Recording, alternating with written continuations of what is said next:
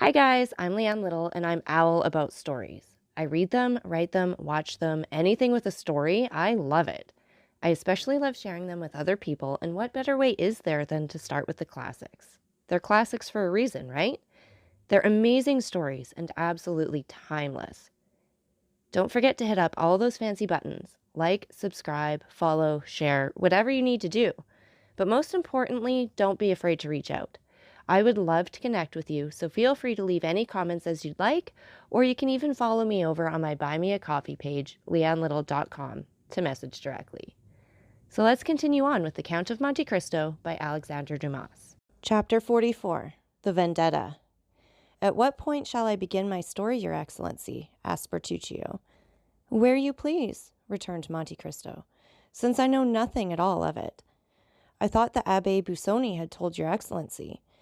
"Some particulars, doubtless, but that is 7 or 8 years ago, and I have forgotten them." "Then I can speak without fear of tiring Your Excellency." "Go on, Mr. Bertuccio. You will supply the want of the evening papers." "The story begins in 1815. "Ah," said Monte Cristo, 1815 is not yesterday." "No, monsieur, and yet I recollect all things as clearly as if they had happened but then. I had a brother, an elder brother, who was in the service of the emperor. He had become lieutenant in a regiment composed entirely of Corsicans. This brother was my only friend. We became orphans, I at 5, he at 18. He brought me up as if I had been his son, and in 1814 he married. When the emperor returned from the island of Elba, my brother instantly joined the army, was slightly wounded at Waterloo, and retired with the army beyond the Loire." "But that is the history of the 100 Days, Mr. Bertuccio," said the count. "Unless I am mistaken, it has been already written." "Excuse me, Excellency, but these details are necessary, and you promised to be patient." "Go on. I will keep my word." "One day we received a letter. I should tell you that we lived in the little village of Rogliano, at the extremity of Cap Corse. This letter was from my brother. He told us that the army was disbanded, and that he should return by Châteauroux, Clermont-Ferrand, Le Puy, and Nimes. And if I had any money, he prayed me to leave it for him at Nimes with an innkeeper with whom I had dealings." "In the smuggling line?" said Monte Cristo. "Eh, Your Excellency? Everyone must live." "Certainly. Go on." "I loved my brother tenderly, as I told Your Excellency, and I resolved not to send the money, but to take it to him myself. I possessed 1,000 francs. I left 500 with the Santa, my sister-in-law, and with the other 500 I set off for Nimes. It was easy to do so, and as I had my boat and a lading to take in at sea, everything favored my project. But after we had taken in our cargo, the wind became contrary, so that we were 4 or 5 days without being able to enter the Rhone. At last, however, we succeeded, and worked up to Arles. I left the boat between Bellegarde and Beaucaire, and took the road to Nimes. We are getting to the story now? Yes, Your Excellency, excuse me. But as you will see, I only tell you what is absolutely necessary. Just at this time, the famous massacres took place in the south of France. 3 brigands, called Trestaillon, Truphemy, and Griffon, publicly assassinated everybody whom they suspected of Bonapartism. You have doubtless heard of these massacres, Your Excellency." "Vaguely. I was far from France at that period." "Go on." "As I entered Nimes, I literally waded in blood. At every step you encountered dead bodies and bands of murderers who killed, plundered, and burned. At the sight of this slaughter and devastation I became terrified. Not for myself, for I, a simple Corsican fisherman, had nothing to fear. On the contrary, that time was most favorable for us smugglers. But for my brother, a soldier of the Empire returning from the army of the Loire, with his uniform and epaulettes, there was everything to apprehend. I hastened to the innkeeper. My misgivings had been but too true. My brother had arrived the previous evening at Nimes, and at the very door of the house where he was about to demand hospitality, he had been assassinated. I did all in my power to discover the murderers, but no one durst tell me their names, so much were they dreaded. I then thought of that French justice which I had heard so much, and which feared nothing, and I went to the king's attorney." "And this king's attorney was named Villefort?" asked Monte Cristo carelessly. "Yes, Your Excellency. He came from Marseille, where he had been deputy procureur. His zeal had procured him advancement, and he was said to be one of the first who had informed the government of the departure from the island of Elba. Then, said Monte Cristo, you went to him. Monsieur, I said, my brother was assassinated yesterday in the streets of Nimes. I know not by whom, but it is your duty to find out. You are the representative of justice here, and it is for justice to avenge those she has been unable to protect. Who was your brother? Asked he. A lieutenant in the Corsican battalion. A soldier of the usurper, then? A soldier of the French army. Well, replied he is smitten with the sword, and he has perished by the sword. You are mistaken, monsieur, I replied. He has perished by the poniard. What do you want me to do? Asked the magistrate. I have already told you. Avenge him. On whom? On his murderers. How should I know who they are? Order them to be sought for. Why, your brother has been involved in a quarrel and killed in a duel. All these old soldiers commit excesses which were tolerated in the time of the emperor, but which are not suffered now, for the people here do not like soldiers of such disorderly conduct. Monsieur, I replied, it is not for myself that I entreat your interference. I should grieve for him or avenge him, but my poor brother had a wife, and were anything to happen to me, the poor creature would perish from want, for my brother's pay alone kept her. Pray, try and obtain a small government pension for her. Every revolution has its catastrophes, returned Monsieur de Villefort. Your brother has been the victim of this. It is a misfortune, and government owes nothing to his family. If we are to judge by all the vengeance that the followers of the usurper exercised on the partisans of the king, when, in their turn, they were in power, your brother would be today, in all probability, condemned to death. What has happened is quite natural and in conformity with the law of reprisals. What? Cried I. Do you, a magistrate, speak thus to me? All these Corsicans are mad, on my honor, replied Monsieur de Villefort. They fancy that their countryman is still emperor. You have mistaken the time. You should have told me this 2 months ago. It is too late now. Go now at once, or I shall have you put out. I looked at him an instant to see if there was anything to hope from further entreaty. But he was a man of stone. I approached him and said in a low voice, Well, since you know the Corsicans so well, you know that they always keep their word. You think that it was a good deed to kill my brother, who was a Bonapartist, because you are a royalist. Well, I, who am a Bonapartist also, declare one thing to you, which is that I will kill you. From this moment I declare the vendetta against you, so protect yourself as well as you can, for the next time we meet, your last hour has come. And before he had recovered from his surprise, I opened the door and left the room. Well, well, said Monte Cristo, such an innocent-looking person as you are to do those things, Monsieur Bertuccio, and to a king's attorney at that. But did he know what was meant by the terrible word vendetta? He knew so well that from that moment he shut himself in his house and never went out unattended, seeking me high and low. Fortunately, I was so well concealed that he could not find me. And then he became alarmed and dared not stay any longer at Nimes, so he solicited a change of residence, and, as he was in reality very influential, he was nominated to Versailles.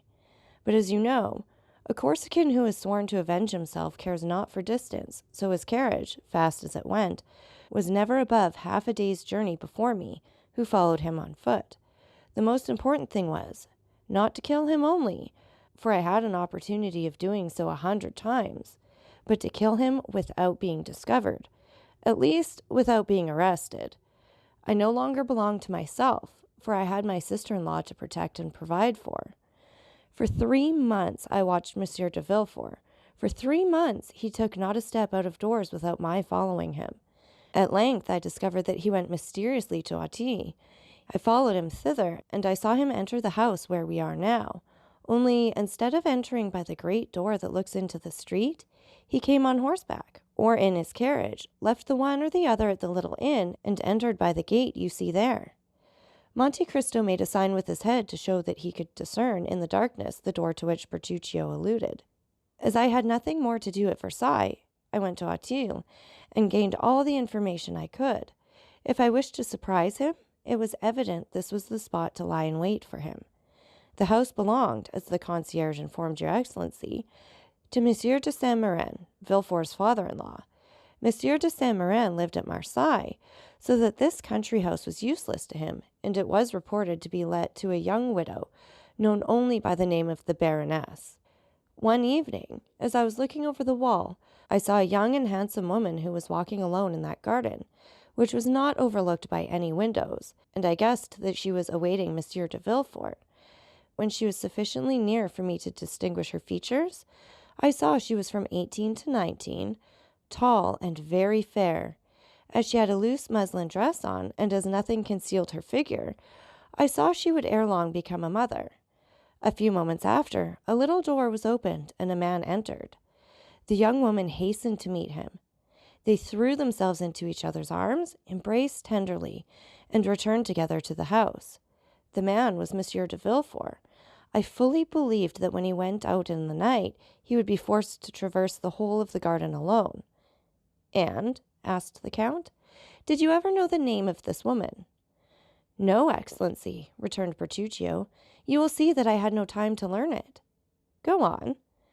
"That evening," continued Bertuccio, "I could have killed the procureur, but as I was not sufficiently acquainted with the neighborhood, I was fearful of not killing him on the spot, and that if his cries were overheard I might be taken.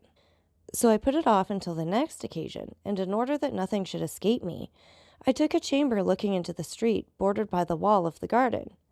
3 days after, about 7 o'clock in the evening, I saw a servant on horseback leave the house at full gallop and take the road to Sèvres. I concluded that he was going to Versailles, and I was not deceived. 3 hours later, the man returned covered with dust.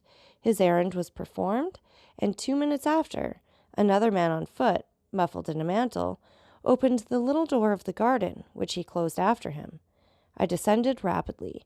Although I had not seen Villefort's face, I recognized him by the beating of my heart. I crossed the street and stopped at a post placed at the angle of the wall, and by means of which I had once before looked into the garden. This time I did not content myself with looking, but I took my knife out of my pocket, felt that the point was sharp, and sprang over the wall. My first care was to run to the door. He had left the key in it, taking the simple precaution of turning it twice in the lock. Nothing, then, prevented my escape by this means. I examined the grounds. The garden was long and narrow.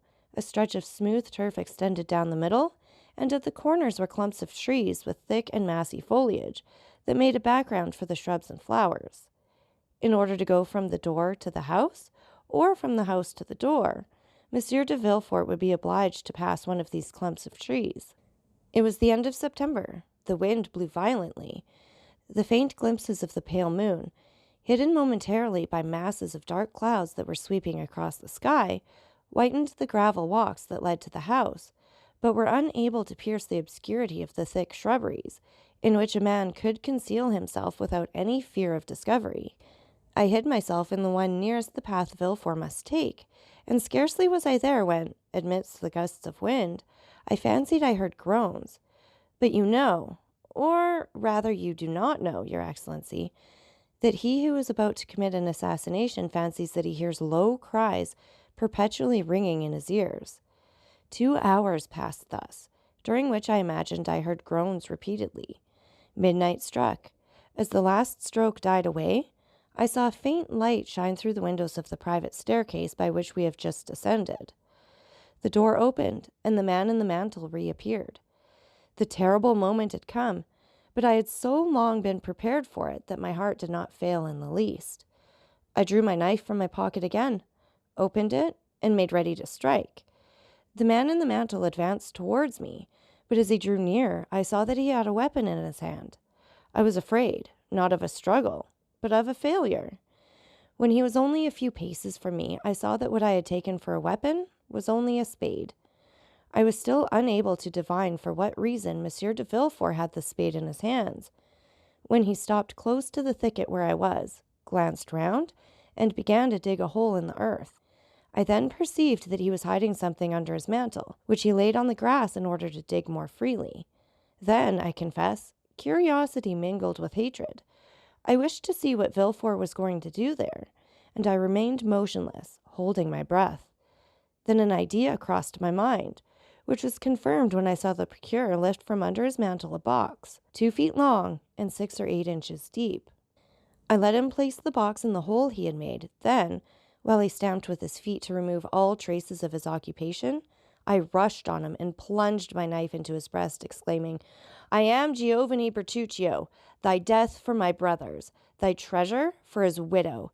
Thou seest that my vengeance is more complete than I had hoped." I know not if he heard these words. I think he did not, for he fell without a cry. I felt his blood gush over my face, but I was intoxicated. I was delirious, and the blood refreshed instead of burning me. In a second I had disinterred the box. Then, that it might not be known that I had done so, I filled up the hole, threw the spade over the wall, and rushed through the door, which I double-locked, carrying off the key. "Ah," said Monte Cristo, "it seems to me this was nothing but murder and robbery." "No, your Excellency," returned Bertuccio. "It was a vendetta followed by restitution." "And was the sum a large one?" "It was not money." "Ah, I recollect," replied the count. "Did you not say something of an infant?" "Yes, Excellency. I hastened to the river, sat down on the bank, and with my knife forced open the lock of the box. In a fine linen cloth was wrapped a newborn child. Its purple visage and its violet-colored hands showed that it had perished from suffocation. But as it was not yet cold, I hesitated to throw it into the water that ran at my feet. After a moment, I fancied that I felt a slight pulsation of the heart, and as I had been assistant at the hospital at Bastia, I did what a doctor would have done. I inflated the lungs by blowing air into them, and at the expiration of a quarter of an hour, it began to breathe and cried feebly. In my turn, I uttered a cry, but a cry of joy. "God has not cursed me, then," I cried, "since he permits me to save the life of a human creature in exchange for the life I have taken away." "And what did you do with the child?" asked Monte Cristo. It was an embarrassing load for a man seeking to escape. I had not for a moment the idea of keeping it, but I knew that at Paris there was an asylum where they receive such creatures. As I passed the city gates, I declared that I had found the child on the road, and I inquired where the asylum was. The box confirmed my statement. The linen proved the infant belonged to wealthy parents. The blood with which I was covered might have proceeded from the child as well as from anyone else. No objection was raised, but they pointed out the asylum, which was situated at the upper end of the Rue d'Enfer, and after having taken the precaution of cutting the linen in 2 pieces, so that one of the 2 letters which marked it was on the piece wrapped around the child, while the other remained in my possession, I rang the bell and fled with all speed. A fortnight after, I was at Rogliano, and I said to Assunta, "Console thyself, sister. Israel is dead, but he is avenged." She demanded what I meant, and when I told her all, "Giovanni," she said, "you should have brought this child with you.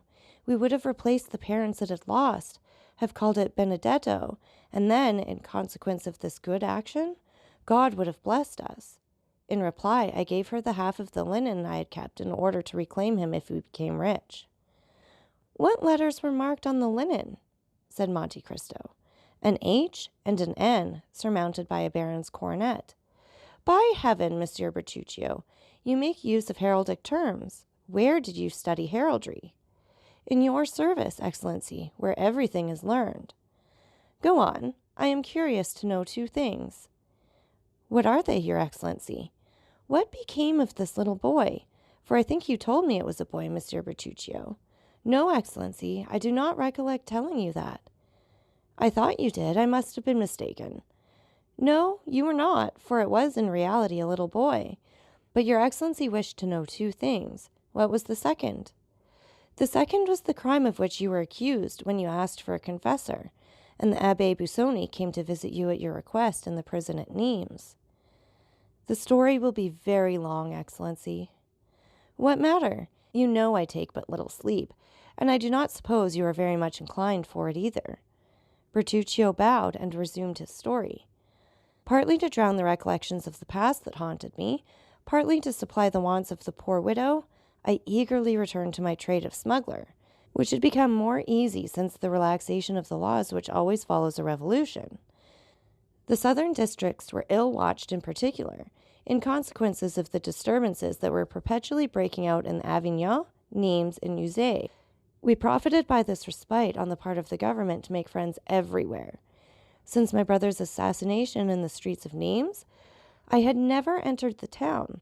The result was that the innkeeper with whom we were connected, seeing that we would no longer come to him, was forced to come to us and had established a branch to his inn on the road from Bellegarde to Beaucaire, at the sign of the Pont du Gard. We had thus, at Aigues-Mortes, Martigues, or Bogue, a dozen places where we left our goods and where, in case of necessity, we concealed ourselves from the gendarmes and custom house officers. Smuggling is a profitable trade when a certain degree of vigor and intelligence is employed. As for myself, brought up in the mountains, I had a double motive for fearing the gendarme and custom house officers, as my appearance before the judges would cause an inquiry, and an inquiry always looks back into the past. And in my past life, they might find something far more grave than the selling of smuggled cigars or barrels of brandy without a permit. So, preferring death to capture, I accomplished the most astonishing deeds, and which, more than once, showed me that the too great care we take of our bodies is the only obstacle to the success of those projects which require rapid decision and vigorous and determined execution. In reality, when you have once devoted your life to your enterprises, you are no longer the equal of other men, or rather, other men are no longer your equals, and whosoever has taken this resolution feels his strength and resources doubled. Philosophy, Monsieur Bertuccio, interrupted the Count. You have done a little of everything in your life. Oh, Excellency. No, but philosophy at 10:30 at night is somewhat late, yet I have no other observation to make. For what you say is correct, which is more than can be said for all philosophy. My journeys became more and more extensive and more productive. Assunta took care of all, and our little fortune increased. One day, as I was setting off on an expedition, "Go," said she. "At your return I will give you a surprise." I questioned her, but in vain. She would tell me nothing, and I departed. Our expedition lasted nearly 6 weeks. We had been to Lucca to take in oil, to Leghorn for English cottons, and we ran our cargo without opposition, and returned home full of joy. When I entered the house, the first thing I beheld in the middle of Assunta's chamber was a cradle that might be called sumptuous compared with the rest of the furniture, and in it a baby 7 or 8 months old. I uttered a cry of joy. The only moments of sadness I had known since the assassination of the procureur were caused by the recollection that I had abandoned this child. For the assassination itself I had never felt any remorse. Poor Assunta had guessed all. She had profited by my absence, and furnished with the half of the linen, and having written down the day and hour at which I had deposited the child at the asylum, had set off for Paris and had reclaimed it.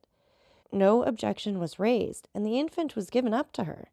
I confess, Your Excellency, when I saw this poor creature sleeping peacefully in its cradle, I felt my eyes filled with tears. "Ah, Assunta," I cried, "you are an excellent woman, and heaven will bless you."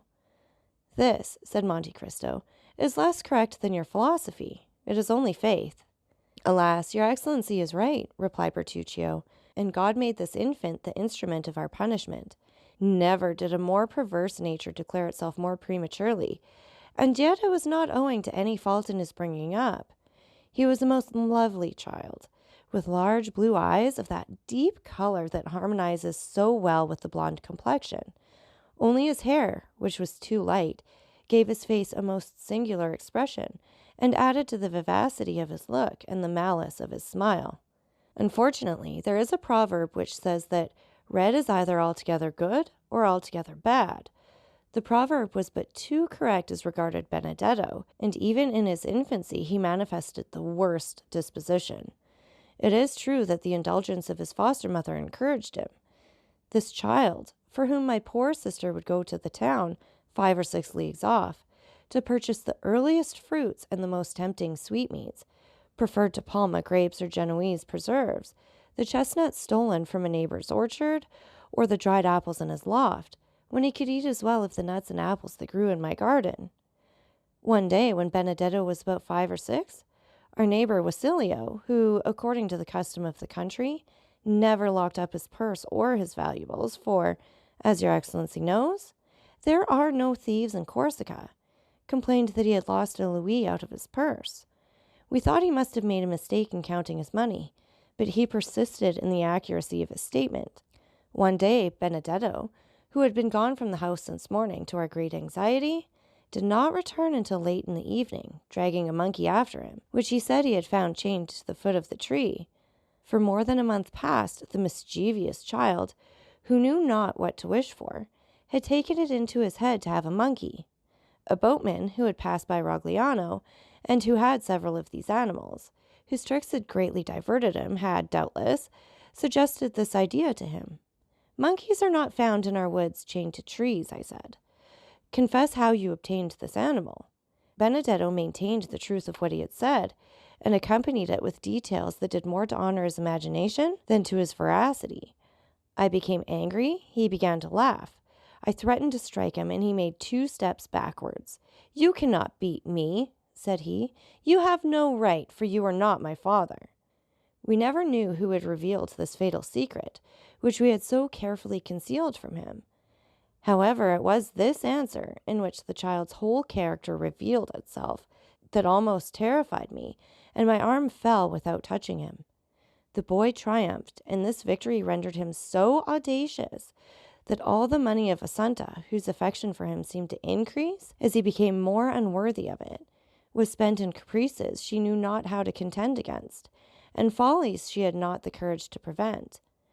When I was at Rogliano, everything went on properly, but no sooner was my back turned than Benedetto became master, and everything went ill. When he was only 11, he chose his companions from among the young men of 18 or 20, the worst characters in Bastia, or indeed in Corsica, and they had already, for some mischievous pranks, been several times threatened with a prosecution. I became alarmed, as any prosecution might be attended with serious consequences. I was compelled at this period to leave Corsica on an important expedition. I reflected for a long time, and with the hope of averting some impending misfortune, I resolved that Benedetto should accompany me. I hoped that the active and laborious life of a smuggler, with the severe discipline on board, would have a salutary effect on his character, which was now well nigh, if not quite, corrupt. I spoke to Benedetto alone, and proposed to him to accompany me, endeavoring to tempt him by all the promises most likely to dazzle the imagination of a child of 12. He heard me patiently, and when I had finished, burst out laughing. "Are you mad, uncle?" He called me by this name when he was in good humor. "Do you think I am going to change the life I lead for your mode of existence? My agreeable indolence for the hard and precarious toil you impose on yourself, exposed to the bitter frost at night, and the scorching heat by day, compelled to conceal yourself, and when you are perceived, receive a volley of bullets, all to earn a paltry sum? Why, I have as much money as I want. Mother Assunta always furnishes me when I ask for it. You see that I should be a fool to accept your offer." The arguments and his audacity perfectly stupefied me. Benedetto rejoined his associates, and I saw him from a distance point me out to them as a fool. "Sweet child," murmured Monte Cristo. "Oh, had he been my own son," replied Bertuccio, "or even my nephew, I would have brought him back to the right road, for the knowledge that you are doing your duty gives you strength. But the idea that I was striking a child whose father I had killed made it impossible for me to punish him. I gave my sister, who constantly defended the unfortunate boy, good advice, and as she confessed that she had several times missed money to a considerable amount, I showed her a safe place in which to conceal our little treasure for the future. My mind was already made up. Benedetto could read, write, and cipher perfectly, for when the fit seized him, he learned more than a day than others in a week. My intention was to enter him as a clerk in some ship, and without letting him know anything of my plan, to convey him some morning on board. By this means his future treatment would depend on his own conduct. I set off for France after having fixed upon the plan. Our cargo was to be landed in the Gulf of Lyons, and this was a difficult thing to do because it was then the year 1829. The most perfect tranquillity was restored, and the vigilance of the custom house officers was redoubled, and their strictness was increased at this time in consequence of the fair at Beaucaire. Our expedition made a favorable beginning. We anchored our vessel, which had a double hold where our goods were concealed, amidst a number of other vessels that bordered the banks of the Rhone from Beaucaire to Arles. On our arrival, we began to discharge our cargo in the night, and to convey it into the town by the help of the innkeeper with whom we were connected. Whether success rendered us imprudent, or whether we were betrayed, I know not, but one evening, about 5 o'clock, our little cabin boy came breathlessly to inform us that he had seen a detachment of custom house officers advancing in our direction. It was not their proximity that alarmed us, for detachments were constantly patrolling along the banks of the Rhone, but the care, according to the boy's account, that they took to avoid being seen. In an instant we were on the alert, but it was too late. Our vessel was surrounded, and amongst the custom house officers I observed several gendarmes, and, as terrified at the sight of their uniforms as I was brave at the sight of any other, I sprang into the hold, opened a port, and dropped into the river, dived, and only rose at intervals to breathe until I reached a ditch that had recently been made from the Rhone to the canal that runs from Beaucaire to Aigues-Mortes. I was now safe, for I could swim along the ditch without being seen, and I reached the canal in safety. I had designedly taken this direction. I have already told your excellency of an innkeeper from Nimes who had set up a little tavern on the road from Bellegarde to Beaucaire. Yes, said Monte Cristo. I perfectly recollect him. I think he was your colleague. Precisely, answered Bertuccio. But he had, 7 or 8 years before this period, sold his establishment to a tailor at Marseille who, having almost ruined himself in his old trade, wished to make his fortune in another. Of course, we made the same arrangements with the new landlord that we had with the old, and it was of this man that I intended to ask shelter. What was his name? Inquired the Count, who seemed to become somewhat interested in Bertuccio's story. Gaspard Caderousse. He had married a woman from the village of Carcant, and whom we did not know by any other name than that of her village. She was suffering from malarial fever, and seemed dying by inches. As for her husband, he was a strapping fellow of 40 or 45, who had more than once in time of danger given ample proof of his presence of mind and courage. And you say, interrupted Monte Cristo, that this took place towards the year 1829, your excellency. In what month? June. The beginning or the end? The evening of the 3rd. Ah, said Monte Cristo, the evening of the 3rd of June, 1829. Go on.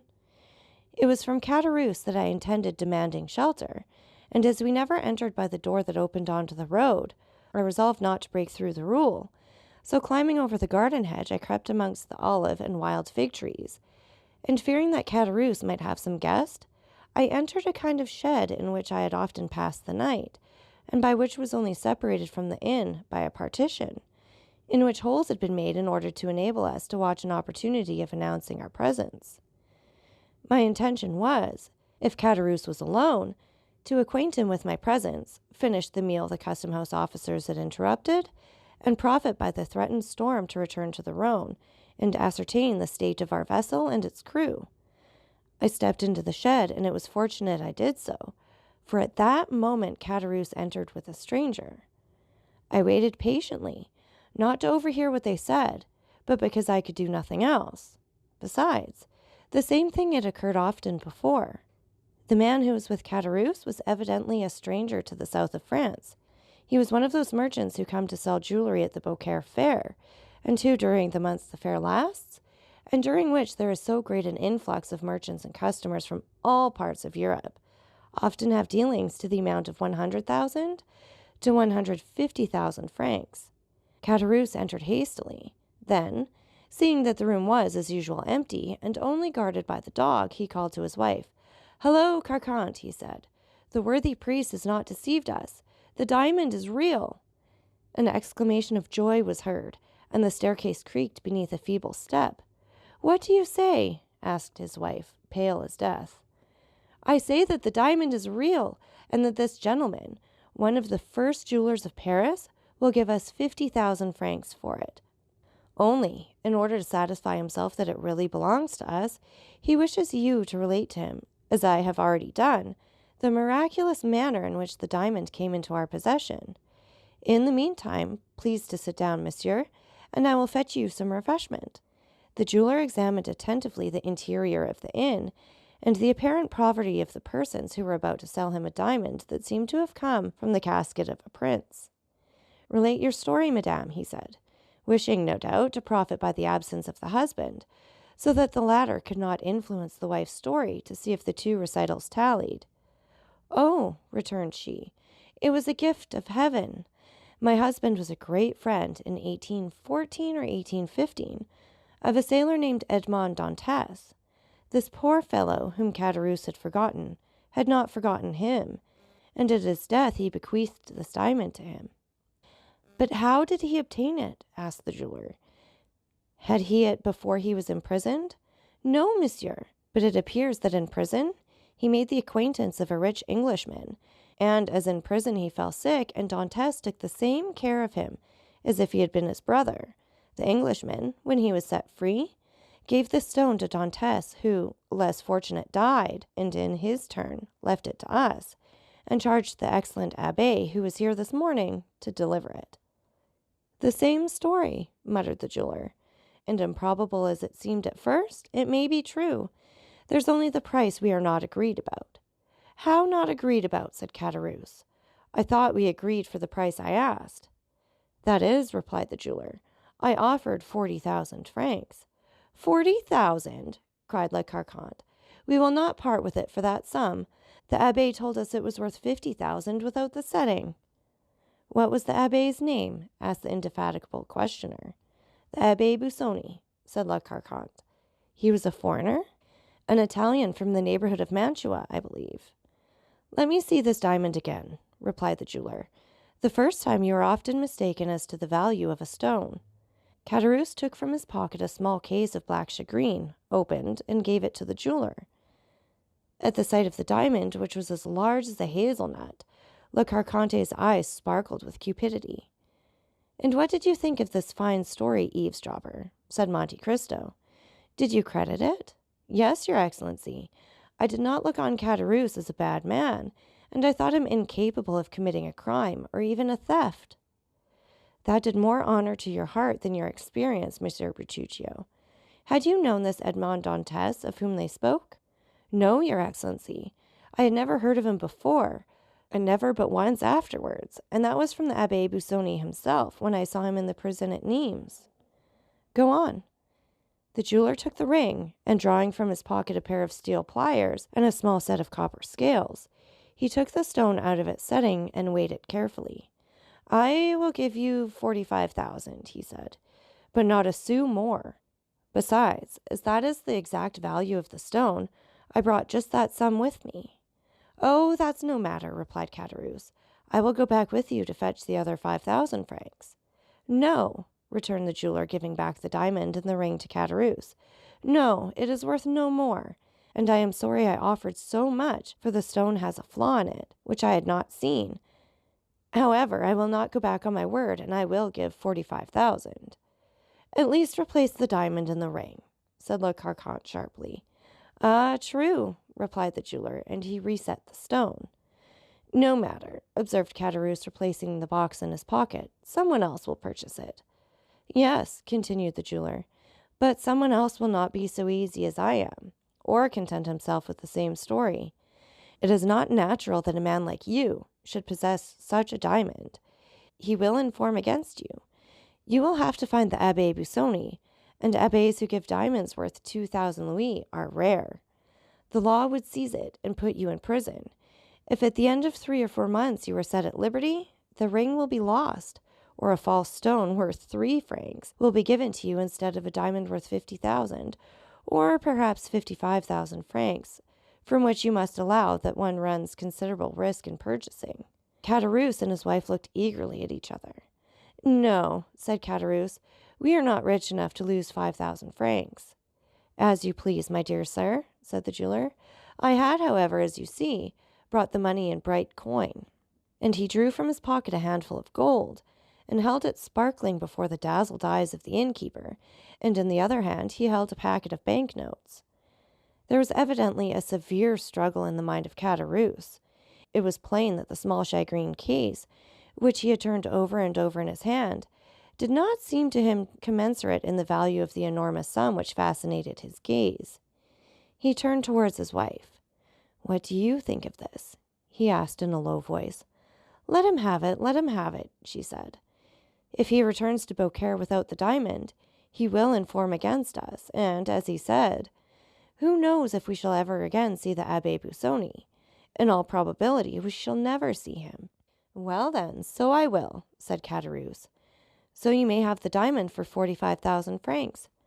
But my wife wants a gold chain, and I want a pair of silver buckles." The jeweler drew from his pocket a long flat box, which contained several samples of the articles demanded. "Here," he said, "I am very straightforward in my dealings. Take your choice." The woman selected a gold chain worth about 5 louis, and the husband a pair of buckles worth perhaps 15 francs. "I hope you will not complain now?" said the jeweler. "The abbé told me it was worth 50,000 francs, muttered Caderousse. "Come, give it to me. What a strange fellow you are," said the jeweler, taking the diamond from his hand. "I give you 45,000 francs. That is 2,500 livres of income, a fortune such as I wish I had myself, and you are not satisfied." "And the 45,000 francs?" inquired Caderousse in a hoarse voice. "Where are they? Come, let us see them." "Here they are," replied the jeweler, and he counted out upon the table 15,000 francs in gold and 30,000 francs in banknotes. "Wait while I light the lamp," said La Carconte. "It is growing dark, and there may be some mistake." In fact, night had come on during this conversation, and with night the storm which had been threatening for the last half hour.